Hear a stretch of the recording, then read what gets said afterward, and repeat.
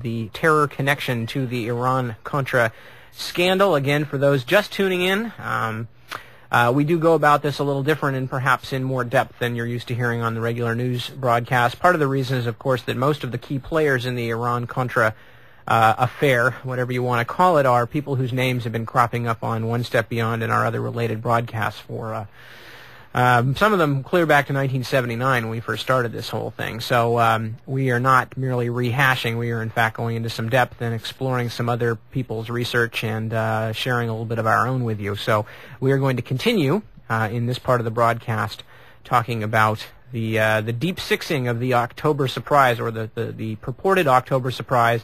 In fact, it may have been an October surprise for Jimmy Carter. Yeah, a very different sort, indeed. Now, one of the things we're going to begin looking at, by way of looking at the manipulation of the hostage crisis, we took a look at the role of Henry Kissinger, again, closely allied with the secret team through Task Force 157, and as we're also going to look at later, with direct connections to many of the people who have surfaced both as players and alleged investigators in the Iran-Contra scandal.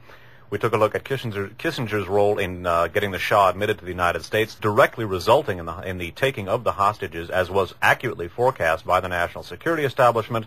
We're now going to take a look at some very ominous indications that the Desert One rescue mission, that was the military attempt to rescue the hostages in April of 1980, was deliberately sabotaged from within. Obviously, a number of American servicemen lost their lives. This would constitute treason of the highest order. And we are going to take a look at just such a question. We're going to start out reading extensively from a very fine article by Donald Freed that was originally published in the first issue of Rebel magazine.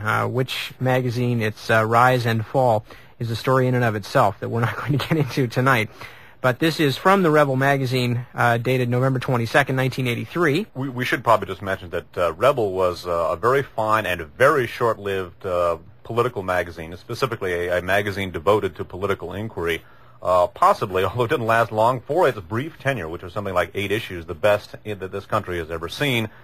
Because of that very reason, it was very short-lived. This first issue, by the way, we dealt with some sections of it in Radio Free America number 11. The cover story was Mae Russell's article on the Nazi connections to the assassination of John Kennedy. Again, we exerted that one extensively in RFA number 11. That same Dynamite issue contained a fabulous article by Don Freed. Indeed. And the article, it is named, or is titled, A Question of Treason, and subtitled, How Ronald Reagan Sabotaged the Iranian Hostage Rescue Mission. The Iranians knew we were coming. Again, the article by Donald Freed in the first issue of the Rebel magazine, dated November 22nd, 1983. Donald Freed also, of course, author of Death in Washington and a number of other things that we have used from time to time on our broadcasts. The Carter Debate Briefing Book is the tip of the wrong iceberg. Freed here, of course, is referring to Debategate, which some of you out there may have already forgotten. In the capacious Reagan dragnet, it was one small, shiny object dredged up from the murky depths of the 1980 campaign. Reagan's secret operation, run by Casey, Allen, and Clark, and that's, of course, Bill Casey, Richard Allen, and William Clark, had as its target not the debate, but the Iranian hostage crisis, the, quote, October surprise. Reagan did not fear Carter's television persona in a debate. Reagan had the speech. He feared Carter's executive power to launch a daring rescue of the American hostages that he could not overcome that would re-elect Carter. That alone. In the winter of 1980, Ronald Reagan's candidacy was floundering. He had lost Iowa to George Bush. New Hampshire hung in the balance. Enter William Casey. Casey and Richard Allen huddle with Reagan's closest advisors, Ed Meese and Judge William Clark, and decide to pull out the stops. They decide to activate a mole in the Carter White House and other moles in the National Security Council, the NSC, and in the CIA. They decide to activate a spy ring inside their own government. In diplomatic terms, they put into operation a coup de main. Is this scenario credible? The network of moles delivered many secrets, but none so important as news of, quote, an October surprise. Sensitive material from the NSC began to flow to Allen. Secret information from CIA and ex-CIA sources reached Casey. A top, quote, control or agent handler in Casey's ring was Stephen Halper, a, quote, researcher from the Bush campaign. Halper's father-in-law was Dr. Ray Klein, former deputy director of the CIA and a high Reagan advisor. Now, don't mix him up with Thomas Klein. They are different people. Halper, through Klein, had far-reaching access to the most sensitive sources. Consider who Reagan's close advisor, Klein, is. Ray Klein's illustrious or notorious career in the clandestine world had led in his mature years to the directorship of the Center for Strategic and International Studies, the CSIS, housed at Georgetown University, and to the Association of Former Intelligence Officers, AFIO. By the way, in passing, we should mention Donald Fried wrote a great deal about the AFIO and its leader, David Atlee Phillips, and there's a strong participation in the overthrow of the Allende government in Cuba. In Chile. Thank you. Yes, the Allende government in Chile. Although the same team does go back to Cuba, and incidentally included Ray Klein, who we heard in a couple of our Radio Free America shows in The Great Heroin Coup. He has commented on Shackley and Company, and he should know because he worked very closely with them. By the way, the book Nip referred to, Death in Washington, we relied on considerably in our last broadcast. Now that I've confused everybody thoroughly, let me reread that last short sentence. Ray Klein's illustrious or notorious career in the clandestine world had led in his mature years to the directorship of the Center for Strategic and International Studies, housed at Georgetown University, and to the Association of Former Intelligence Officers. Thanks to the background, then, of Casey, Allen, and George Bush as former director of CIA, it is now possible to grasp the range and depth of the Reagan operation in 1980. A memo has now surfaced directed to Meese and Casey referring to a White House mole. This has been laughed off by Reagan and aides as the work of someone, quote, who's read too many spy novels. Elizabeth Drew, writing in The New Yorker, raises a compelling argument against such wisecracks. What if, she asks, there is another possibility? It was known that the Reagan campaign was obsessed with the possibility that Carter might, shortly before the election, obtain the release of the hostages held in Iran. When Casey told a breakfast meeting of reporters at the Republican convention in Detroit that the Reagan people thought there might be an October surprise, his suggestion just seemed like good politics. Any successful move by Carter would be seen as having been manipulated for the election. At the time, Casey used the term, quote, intelligence operation to describe the monitoring activity the campaign would conduct in order to anticipate the surprise. One aide told Elizabeth Drew that some of the campaign leaders saw the Cuban Missile Crisis of October 1962, just before that year's congressional elections, as a parallel for what Carter might do in October 1980. Quote, they knew what happened on what day in October 62, this man said, and how the congressional elections were affected. It had already been reported that one Reagan campaign aide, Admiral Robert Garrick, retired, had organized a network of retired military officers to watch military bases for the movement of troops or transport planes. Garrick confirmed this. The disclosure was at once ludicrous and worrisome. When Carter attempted the rescue mission that failed in April of 1980, the ships and helicopters were already in the area. A former Carter foreign policy official says that a vital requirement of that or any other rescue mission was that it be carried out without any noticeable movement of troops or ships from the United States. He and others say that there were some contingency plans for another hostage rescue attempt, but that it was never seriously considered because, among other things, the hostages had been dispersed from the American embassy where they had been held. Continuing. Logical observers ask what the Reagan campaign could possibly have done with information of a Carter rescue mission. To reveal the plan or use the information for political gain would be treasonous.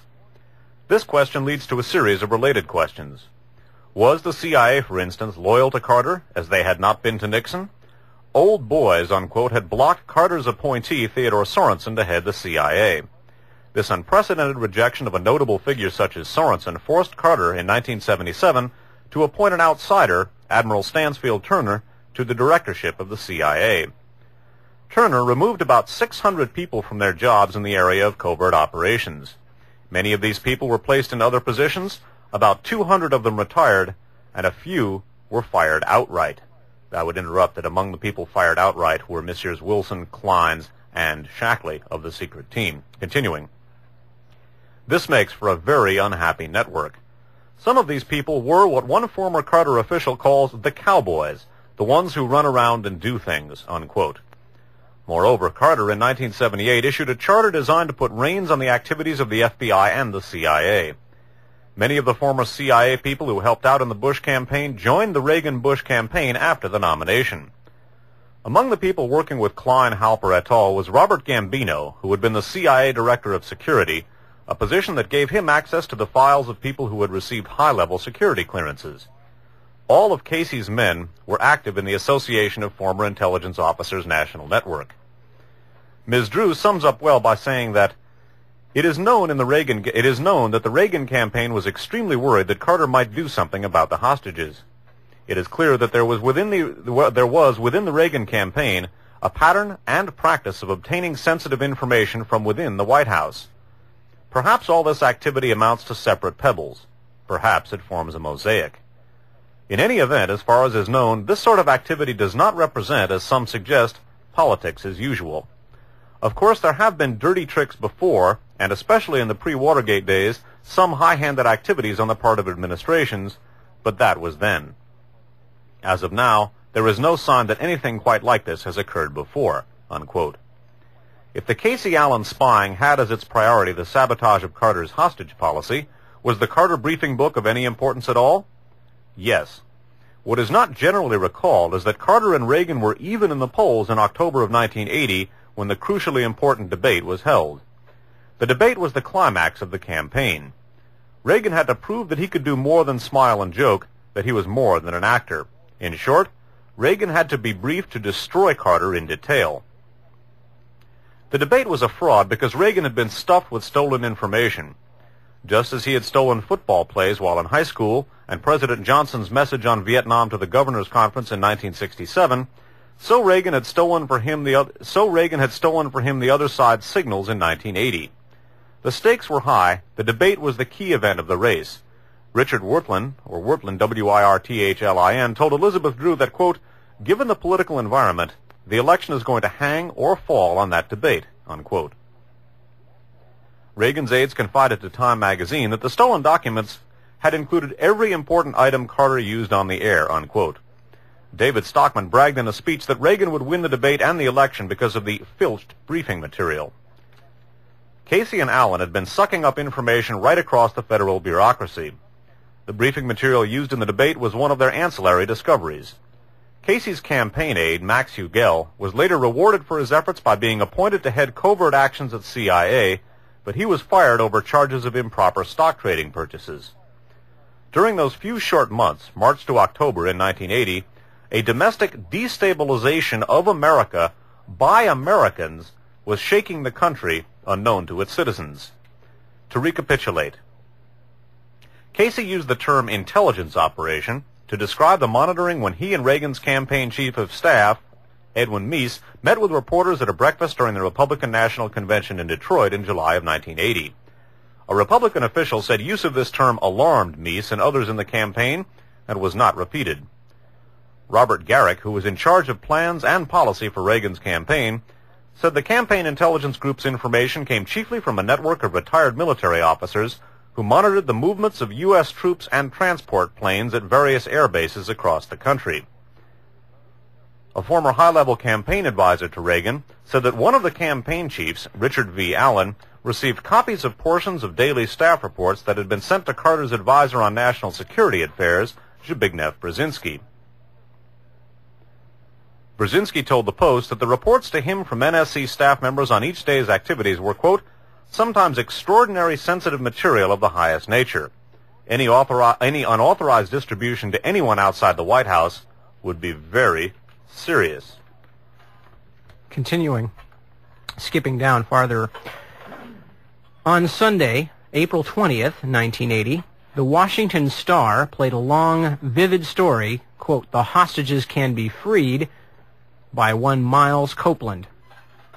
The Carter White House and National Security Council were aghast. They knew who Miles Copeland was.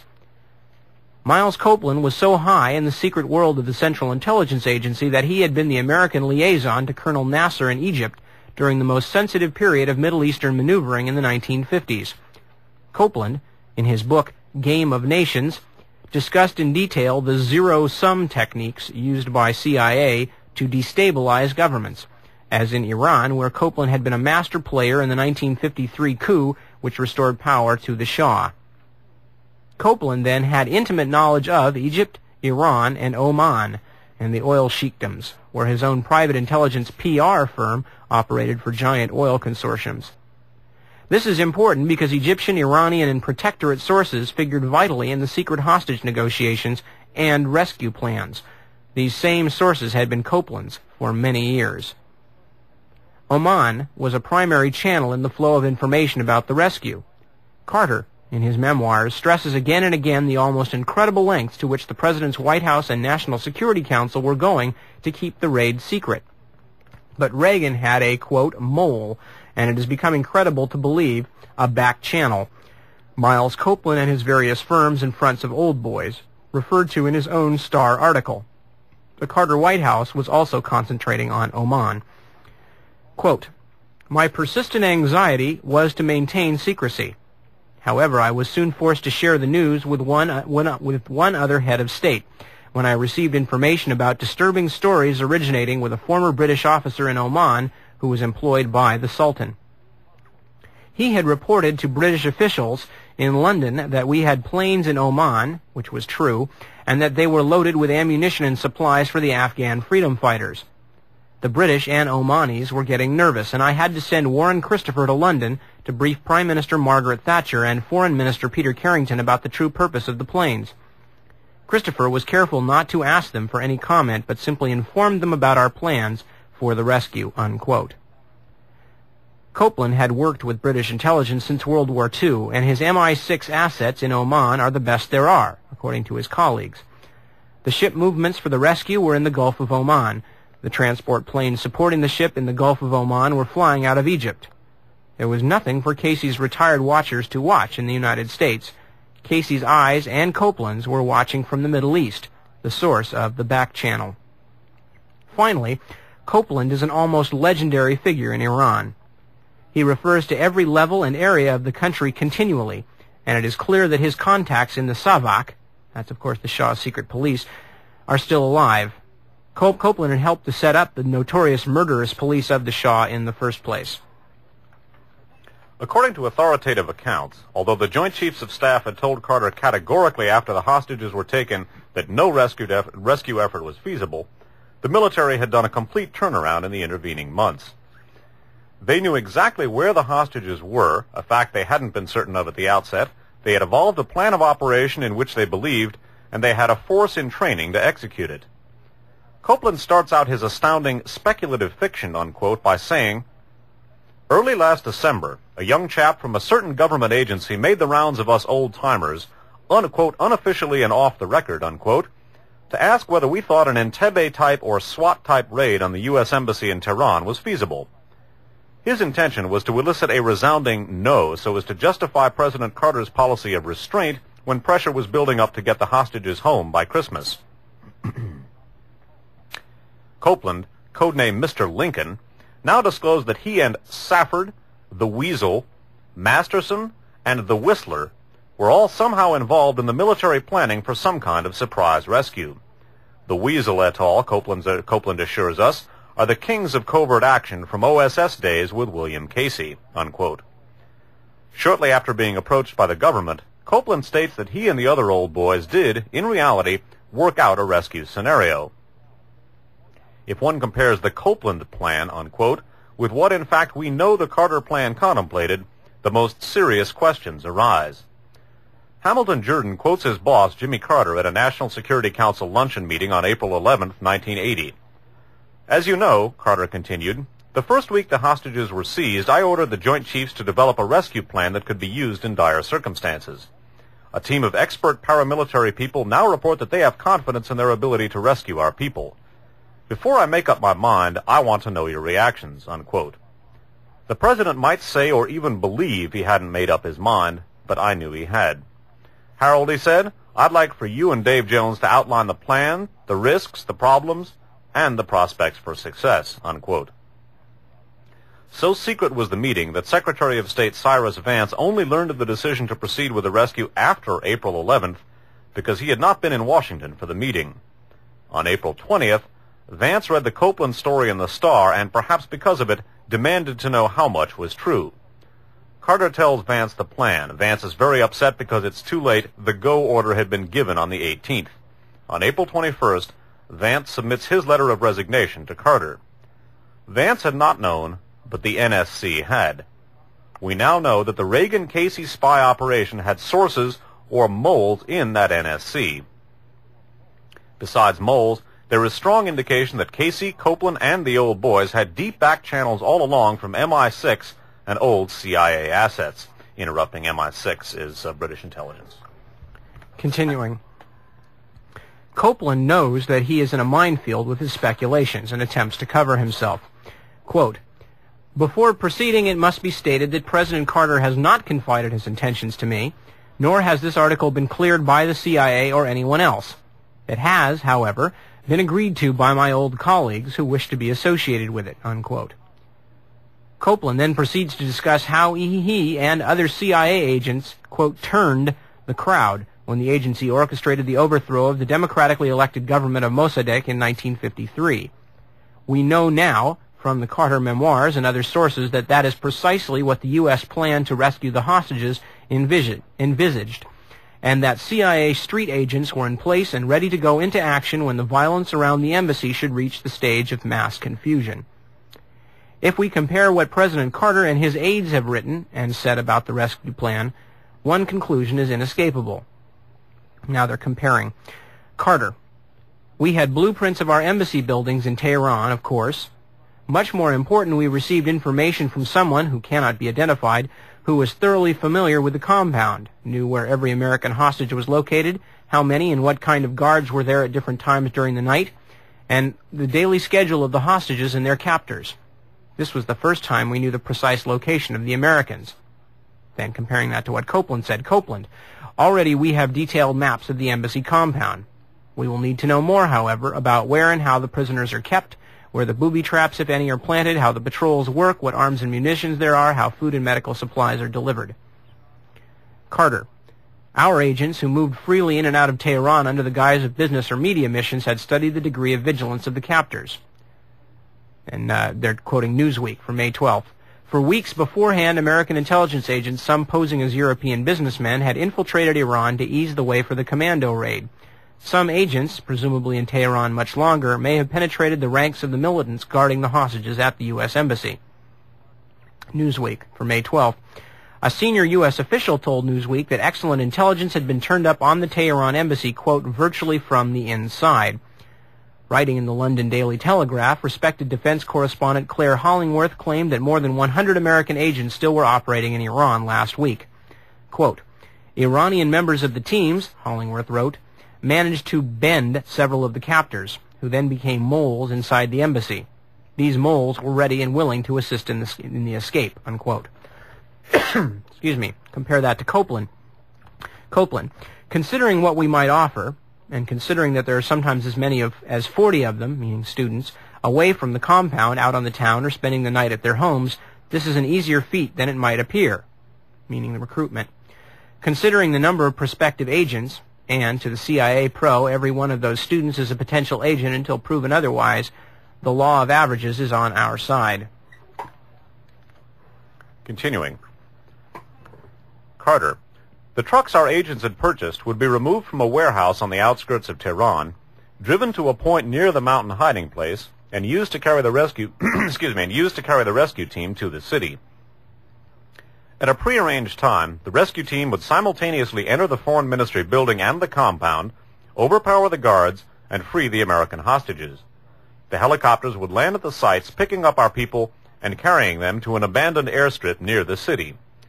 Communication between the Pentagon and the rescue team, using satellites and other relay facilities, would be instantaneous.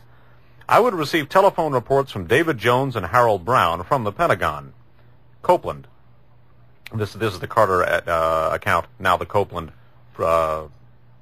forecast, really, of the rescue mission. "There will be a staging area somewhere within helicopter range of Tehran at which brush-up training will be given the two teams. There will also be a point known as the penultimate position from which the attack actually will be launched. The choice of this latter is highly important. It, or they must be near enough to the target to allow for a thrust lasting less than 1 minute, and at the same time, it must be part of the peoplescape in the immediate area, peoplescape in quotes. This staging area may or may not be the same as the field headquarters, where some communication assistant will monitor the operation to keep Washington informed. Now, in a section called Safe Haven and Evacuation, Carter. From there, the abandoned airstrip near Tehran, two C-141s would fly all the Americans to safety across the desert area of Saudi Arabia. We also planned the procedure after the mission was completed for notifying Oman, Saudi Arabia, and Egypt, whose territories would be used or crossed during the mission. Now compare this with the Copeland account. There are several well-stocked areas near Tehran to which our helicopters may flee in a very short time with minimum danger of being followed. This use of foreign airspace or landing areas, of course, is a matter for our State Department. For present purposes, it need only be said that our government has more friends in the Middle East than is commonly suspected. Continuing. Quoting from Newsweek, there was speculation that the Americans intended to use non-lethal gas to neutralize the embassy guards. Quoting Copeland, this step, which security considerations prevent me from describing in any detail, consists of measures to incapacitate all resistance. It includes such measures as the use of stunning or nauseating but otherwise harmless gases. Now Carter. On April 18th, the President writes, I had quite a discussion with my closest advisors about how to deal with the congressional leadership on the Iran decision. Fritz Mondale led the argument for minimum advance notice and maximum secrecy. Cy Vance took the opposite tack, maintaining that we should advise the Democratic and Republican leaders in the House and Senate. I agreed with Fritz. Now, comparing with Copeland. Unfortunately, Copeland writes, this whole plan, whether executed separately or as part of an overall military assault, has a weakness. It is that our government can take no action which does not have the full support of the people and of Congress. There is a sad quote in Jimmy Carter's journal for April 21st. Quote, we listened carefully to all news reports but heard only one other indication of a leak. In monitoring radio broadcasts all over Iran, we heard a story from up near the Iraqi border of an attempted rescue mission. It turned out to be a repeat of a conjectural story which had run earlier in the Washington Star. No damage was done, unquote. But the damage was done. Copeland dwells on CIA assets in Iraq. In his article, the Iranians have made clear that they had advance warning, that only the mechanical problems in the desert that aborted the full raid prevented the police and military from slaughtering the American hostages, agents, diplomats, all. By Sunday, April 20th, according to Carter, Radio Iran was broadcasting Copeland's story. The, quote, surprise was spoiled. Iranian double agents had remained loyal to the Ayatollah, as had Western-trained military men. Repeat, according to the highest Iranian sources, the rescue of the hostages had been blown. Were the Iranians bluffing when they insisted that the raid never could have succeeded, was doomed in advance? There is a final strange piece in the puzzle. During the hostage crisis in 1980, U.S. Army intelligence set up a special unit in Iran. Intelligence Support Activity, ISA, was so secret that it operated virtually under an illegal status. It has since been disbanded. However, in 1980, CIA Director Stansfield Turner did not know of the existence of ISA, but Reagan campaign director William Casey did. According to a former Carter associate, the ISA, quote, smells like a back channel of Casey's. The coincidence between Copeland's version and official plans revealed by Carter, Jordan, Powell, and others is too great to let pass. Copeland and the official sources agree. Disguise will be used, false communications will be employed to confuse the authorities, agents pretending to be media people would infiltrate the compound during the excitement.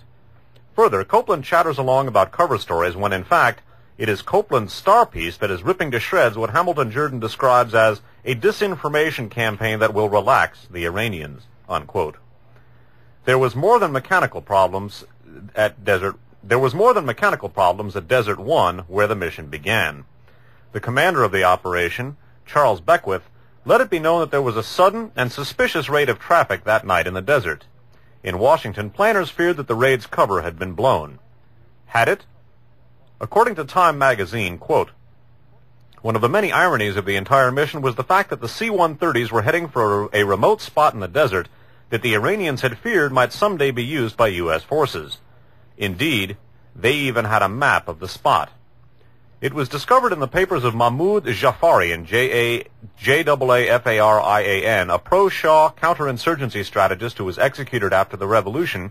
Jafarian told his captors that the staging site had been secretly built by the CIA with the Shah's knowledge for possible emergency use. Carter's plan to rescue the hostages had even more odds against it. William Casey's law firm, Rogers & Wells, represented the Pahlavi Foundation, a huge conduit for the Shah and his family specializing in narcotics and overseas covert acts. The foundation was riddled with agents who had served with Casey and Copeland in the OSS and after throughout the Cold War. Mary McGrory, the Pulitzer Prize-winning columnist, speculated in the Washington Post, quote, "What would the old soldiers have done? Would they have told the public that Carter was planning a coup to rescue the hostages at the risk of endangering the lives of those involved?" Continuing.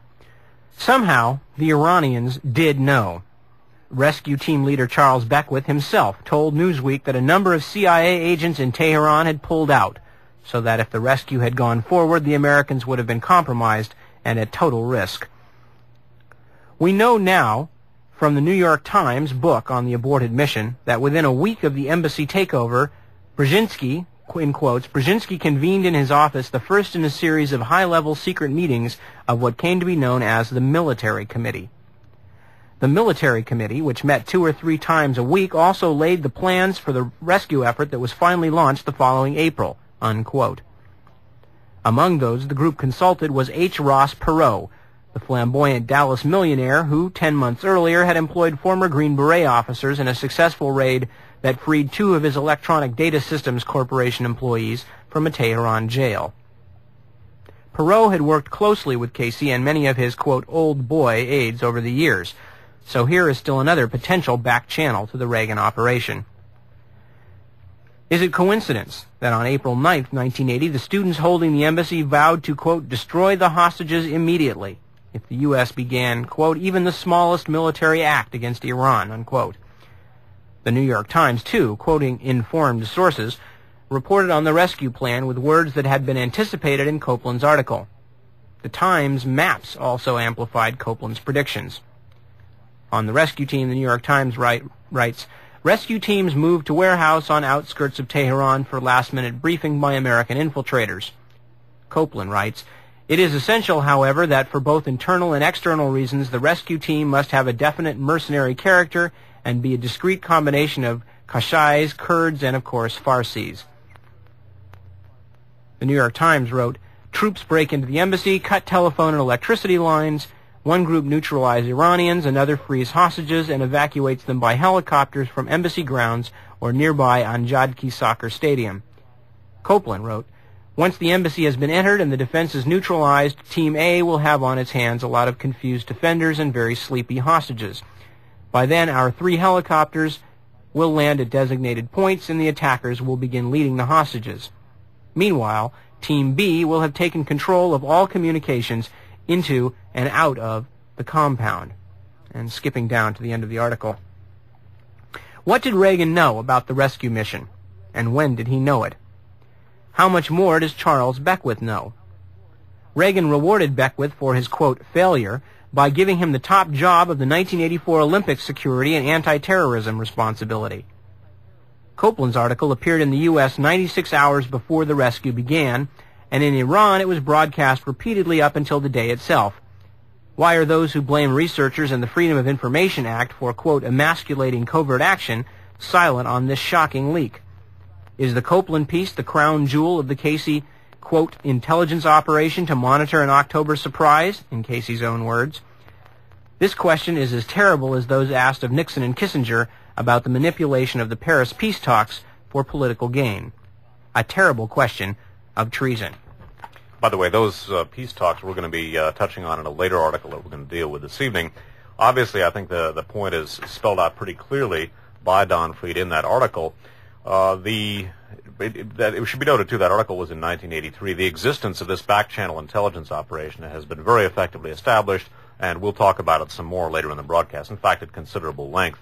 The point being here that, as we said at the beginning, It appears that the Reagan administration, even before it was officially in power, had been this obviously is a tradition that the U.S. national security establishment had been following for some time. That's why we began focusing on the Turple Wilson team, but has been strategically manipulating terrorist incidents in such a way as to not only affect U.S. policy, but indeed to basically spit in the face of the founding fathers and those who drew up the U.S. Constitution and our system of government.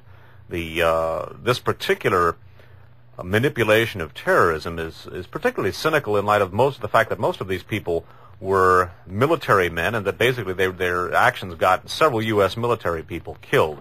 We're going to be talking about terrorist incidents and this group's contacts with many of the top terror groups in existence today in the next program. But again, it appears very, very likely that through the manipulation of a number of different aspects of the hostage crisis, including quite possibly the initiation of that crisis in the first place with Henry Kissinger tied in with Task Force 157 and his pressure on Jimmy Carter, and then with the subsequent deep sixing of the Desert Rescue Mission, that basically they were not only committing treason, but killing a number of their own people as well. And again, the key here is not that the people who took the hostages were all working for the United States government, were willing employees, but that the situation could be manipulated strategically in such a way as to produce the desired effect. And that's really the key here. Now, an interesting connection, and by the way, research credit for this goes to one of our listeners, a very astute listener who gleaned this for us and sent it on in, and we're very thankful to him. He's done a lot of other good work for us in the past. This is from the book The Richest Man in the World, The Story of Adnan Khashoggi, by Ronald Kessler, Kessler, published in hardcover by Warner Books, copyright 1986. Of course, Adnan Khashoggi is the Saudi Arabian billionaire and weapons dealer who is one of the central figures in the whole Iran arms sale. In an interesting section of the book called The Yachts, it mentions that Adnan Khashoggi is quite close to Miles Copeland, whom Don Fried credits with being the probable source of the deep sixing, or at least one of the sources of the deep sixing of the rescue attempt. Of parties on the Nabila, Khashoggi's yacht, Kessler writes, most often it is on the Nabila that Khashoggi throws his birthday parties. For his 48th, he picked up 200 guests at Monte Carlo, then cruised for 2 hours while his guests ate beluga caviar and sipped Dom Perignon. At 9 p.m., the boat picked up 200 more guests at Cannes, including Brooke Shields, David Niven Jr., and Stuart Copeland, the drummer from the Police rock band.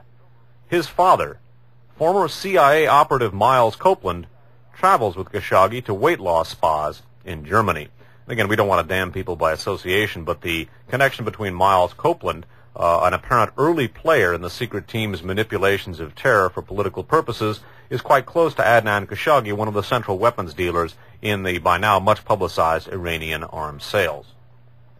Okay, we're going to continue and look at a few other interesting connections between the secret team and the failed hostage rescue mission, some more direct physical connections besides the back channel that we've been talking about. This is an article that originally appeared in the San Jose Mercury News for Friday, December 12th, 1986. It's by Frank Grieve and Stephen Stecklow of the Mercury News Washington Bureau. The headline, Failed 1980 Rescue, Contraflights Linked. This is Dateline Washington. 3 retired U.S. Air Force officers who oversaw rebel arms supply efforts in Nicaragua also helped plan Desert One, the disastrous 1980 hostage rescue mission in Iran, according to senior officers and contra-airlift documents. The officers are Air Force Major General Richard V. Secord, Lieutenant Colonel Richard B. Gadd, G-A-D-D, and Colonel Robert C. Dutton. Secord and Dutton, invoking their constitutional protection against self-incrimination, have refused to answer questions in recent appearances before congressional committees investigating the administration's secret Iranian and Contra-arms supply missions. Gadd has been identified in news accounts as an airdrop organizer. A 4th Covert Operations Specialist, retired Army Special Forces Master Sergeant John C. Cupp, now in business with Gadd, recruited at least 3 other veterans of the Desert One mission for the Contra resupply effort. All were alumni of Delta Force, an elite counter-terrorist commando unit formed in 1979, sources said. Accounts thus far have identified the Central American mercenaries primarily as retired employees of Air America, a former CIA proprietary. But little has been known about their shared involvement in carrying out some of this country's most secret and sensitive missions. In active duty, they carried out official covert missions. In retirement, they were free to carry out a mission the White House actively supported, but could not order because of legal restrictions. The Defense Department has denied any involvement in the Contra arms supply effort and said its role in the Iran arms sale was limited. Failures in both the Iranian and Contra operations also cast doubt on the competence of the mercenary force. In particular, an August 1980 Pentagon review of the Desert One rescue attempt faulted its leaders for failing to destroy secret, incriminating documents contained in helicopters they abandoned in the desert. The failures to destroy embarrassing evidence, quote, reflect unfavorably on the performance of the personnel involved, unquote, generals reviewing the Iran performance said. 6 years later, it happened again. Documents found in the C-123 cargo plane shot down October 5th over Nicaragua led reporters quickly to White House officials and others associated with the secret airdrops. 3 leaders of that operation, Secord, Gadd, and Dutton, also planned much of the Air Force's role in the April 1980 Desert One disaster in Iran, according to retired Army Lieutenant General Samuel V. Wilson. He was vice chairman of the Pentagon Military Review Panel that investigated the incident in which 8 U.S. military men died. Well, fascinating, isn't it, to think about the back channel to the White House. Later became the official Ronald Reagan presidency secret team, even though, as we've said, many of these people have been the secret team for a long time. But Secord et al. Also happened to be on the front end of the failed Desert One mission.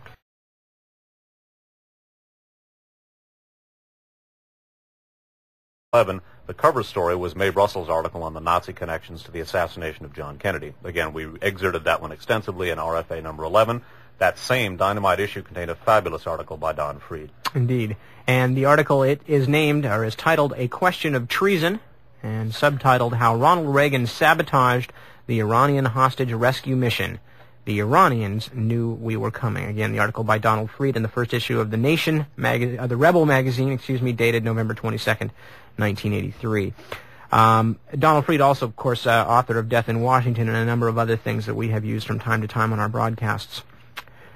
The Carter Debate Briefing Book is the tip of the wrong iceberg.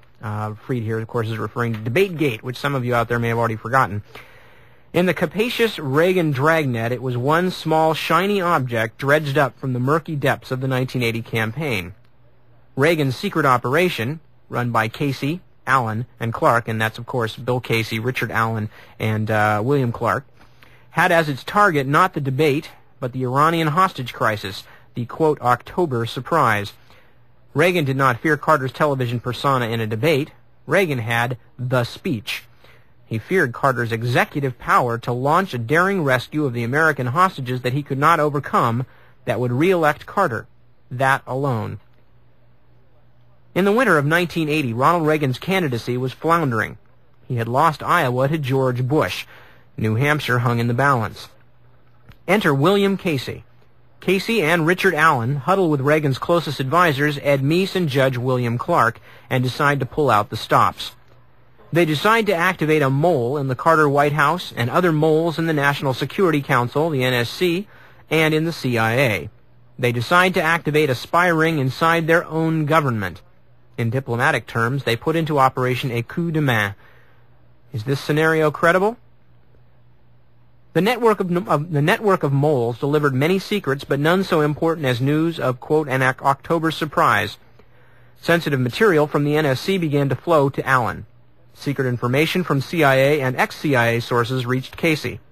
A top, quote, control or agent handler in Casey's ring was Stephen Halper, a, quote, researcher from the Bush campaign.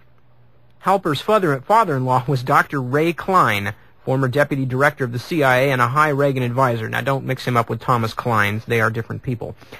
Halper, through Klein, had far-reaching access to the most sensitive sources. Consider who Reagan's close advisor, Klein, is.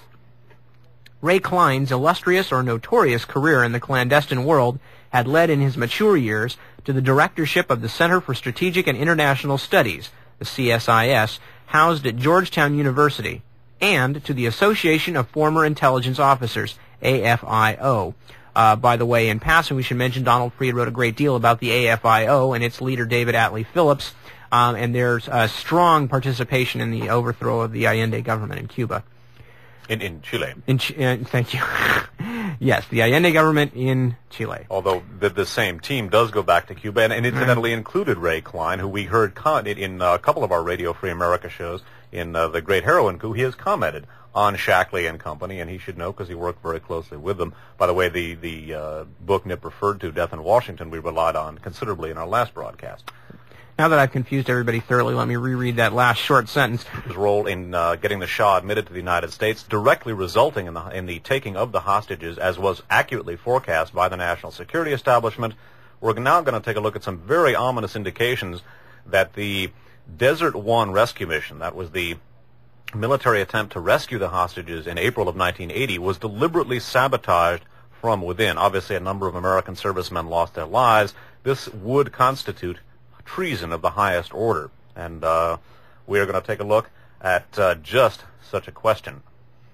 We're going to start out reading extensively from a very fine article by Donald Fried that was originally published in the first issue of Rebel magazine, which magazine, its rise and fall is a story in and of itself that we're not going to get into tonight. But this is from the Rebel magazine, dated November 22nd, 1983. We should probably just mention that Rebel was a very fine and very short-lived political magazine, specifically a magazine devoted to political inquiry, possibly, although it didn't last long, for its brief tenure, which was something like 8 issues, the best that this country has ever seen. Because of that very reason, it was very short-lived. This first issue, by the way, we dealt with some sections of it in Radio Free America number 11.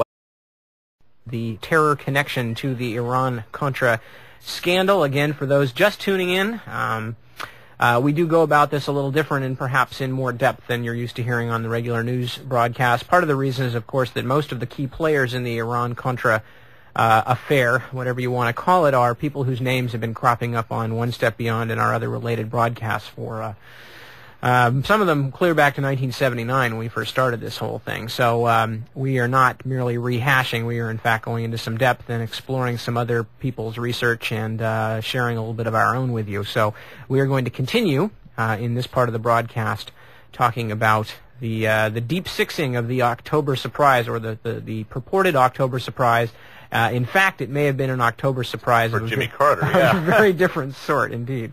Now, one of the things we're going to begin looking at, by way of looking at the manipulation of the hostage crisis, we took a look at the role of Henry Kissinger, again, closely allied with the secret team through Task Force 157, and as we're also going to look at later, with direct connections to many of the people who have surfaced both as players and alleged investigators in the Iran-Contra scandal.